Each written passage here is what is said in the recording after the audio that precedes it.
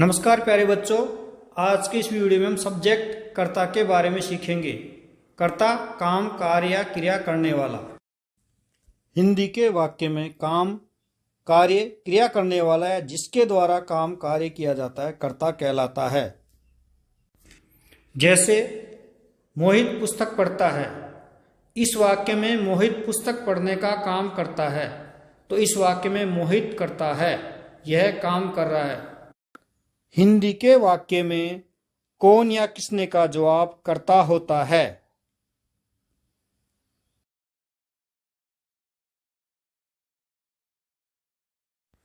और अंग्रेजी के वाक्यों में हूं का जवाब सब्जेक्ट होता है।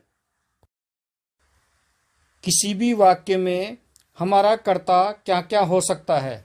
नाउन संज्ञा, नाउन होगा तो व्यक्ति या जानवर में से। प्रोनाउन सर्वनाम, आई, वी, यू, ही, सी, दे, इनमें से कोई सा भी। आई यानी मैं या मैंने।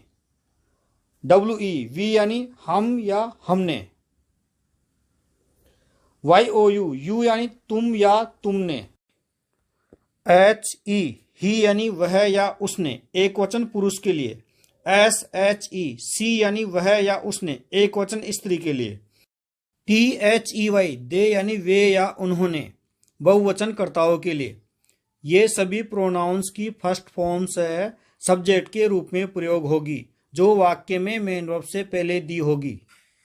कर्ता के प्रकार, काइंड्स ऑफ सब्जेक्ट। एकवचन कर्ता, सिंगुलर सब्जेक्ट।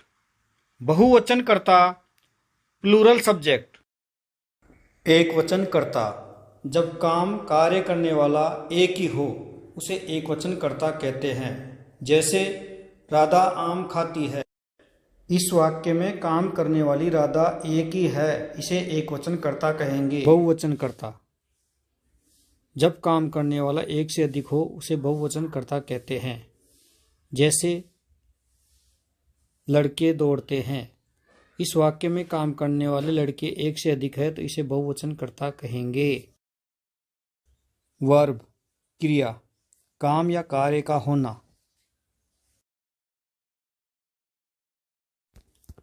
वाक्य में जो भी काम, कार्य या क्रिया होती है या कर्ता के द्वारा जो भी काम कार्य किया जाता है उसे क्रिया कहते हैं।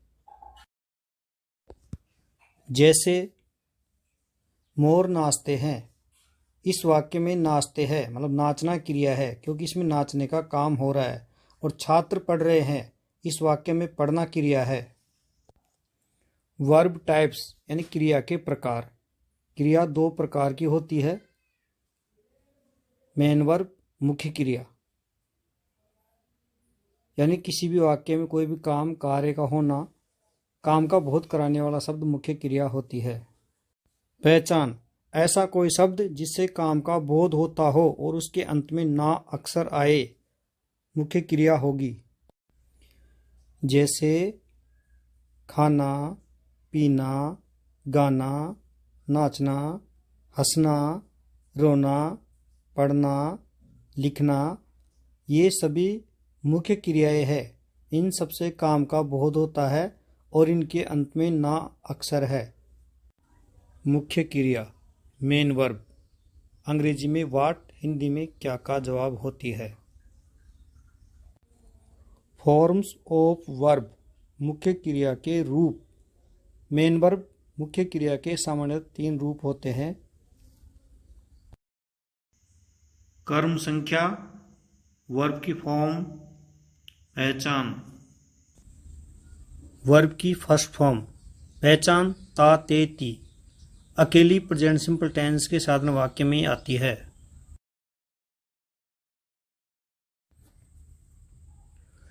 अगर वाक्य साधारण हो, कर्ता बहुवचन हो तो वर्ब की फर्स्ट फॉर्म आएगी। कर्ता एक वचन हो तो वर्ब की फर्स्ट फॉर्म में एस या ईएस लगता है। वर्ब की सेकंड फॉर्म, पहचान, आ, ए, ई, पास्ट सिंपल टेंस। अधिकांशतः फर्स्ट वर्ब में ईडी लगाने से वर्ब की सेकंड फॉर्म बन जाती है। वर्ब की थर्ड फॉर्म, पहचान, चुका, चुकी, चुके। ऐसे कार्य जो पूरे हो गए हो, समाप्त हो चुके हो, उनको दर्शाने के लिए इस वर्ब का प्रयोग किया जाता है। अधिकांशतः फर्स्ट वर्ब में ईडी लगाने से वर्ब की थर्ड फॉर्म बन जाती है।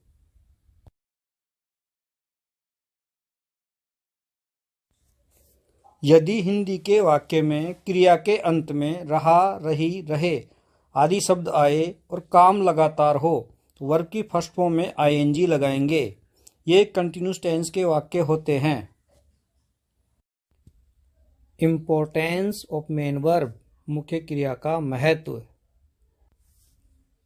मुख्य क्रिया क्यों जरूरी है, इसे क्यों पढ़े, विद्यार्थियों को मुख्य क्रिया को क्यों पढ़ना चाहिए।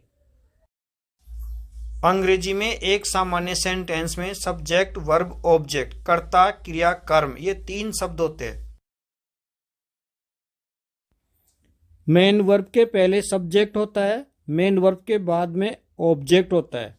मेन वर्ब से ही हम दोनों को पहचानते हैं। मेन वर्ब से सब्जेक्ट और ऑब्जेक्ट को हम पहचान सकते हैं, लेकिन मेन वर्ब को पहचानने का तरीका नहीं है। इसलिए अंग्रेजी से हिंदी और हिंदी से अंग्रेजी में वाक्य बनाने के लिए अधिक से अधिक मेन वर्ब का याद होना आवश्यक है। आज से ही प्रतिदिन कम से कम 20 मेन वर्ब्स, मुख्य क्रियाएं याद करें। प्रिय विद्यार्थियों, अगले वीडियो में हम हेल्पिंग वर्ब्स, सहायक क्रियाओं के बारे में सीखेंगे। Do, does, did, is, am, are, was, were, has, have, had, shall, will, ये सभी हेल्पिंग वर्ब्स है, इनके बारे में सीखेंगे। OBJECT, ऑब्जेक्ट यानी कर्म। हिंदी के वाक्य में कर्ता व क्रिया के पश्चात से शब्दों में से व्हाट, क्या का जवाब कर्म ऑब्जेक्ट होता है। कर्म हमारा ऑब्जेक्ट नाउन संज्ञा भी हो सकती है और प्रोनाउन सर्वनाम भी होता है। जैसे गीता भोजन पकाती है, गीता कुक्स फूड। इस वाक्य में भोजन, फूड कर्म ऑब्जेक्ट है। कर्म संज्ञा हो तो व्यक्ति, जानवर, वस्तु, स्थान में से आएगा, और कर्म सर्वनाम हो तो प्रोनाउन की third forms me, us, you, him, her, them, it, इनमें से होगा। कुछ वाक्यों के उदाहरणों के द्वारा सर्वनाम को समझने का प्रयास करेंगे। आई सा हिम, मैंने उसे देखा, तो हिम उसे इसमें ऑब्जेक्ट है।